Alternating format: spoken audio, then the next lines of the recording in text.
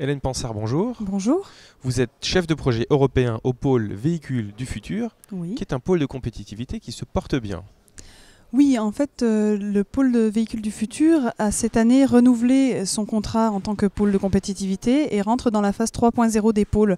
Il est un des premiers à rentrer dans cette phase, donc on est plutôt fiers de cette progression. Oui. Ça signifie quoi concrètement ?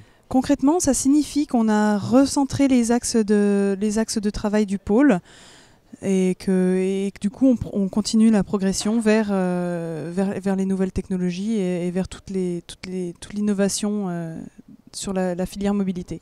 Quelles sont vos actions prioritaires au sein du pôle Véhicules du futur ?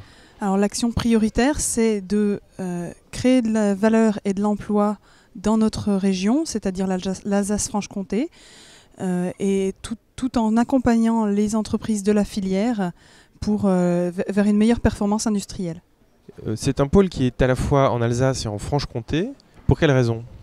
Eh bien, c'est une raison historique simplement. Hein. L'association qui a généré le pôle s'est créée du fait du bassin économique basé sur l'automobile qui se trouve sur l'Alsace-Franche-Comté, notamment en raison de la présence de PSA. Le développement vers les services de mobilité et les autres activités du pôle s'est fait naturellement en fonction des besoins. Il faut savoir que le pôle se divise en deux branches. La branche innovation qui est, elle, labellisée en tant que pôle de compétitivité, et la partie qui s'appelle PerfoEst, qui soutient plutôt la filière automobile dans son amélioration et continue à proposer des formations, des séminaires donc beaucoup de soutien à toutes les PME de la filière auto. Dernier point, pourriez-vous nous donner un exemple d'un projet particulier que vous menez actuellement ?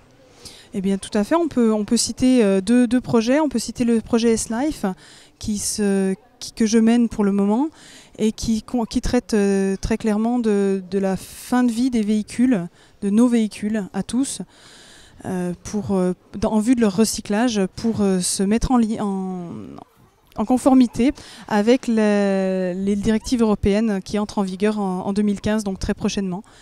Et puis sur la partie PerfoEst, on a par exemple des procédures qui se font sur le lean manufacturing ou les bonnes pratiques humaines et industrielles que nous en interne nous appelons BPHI.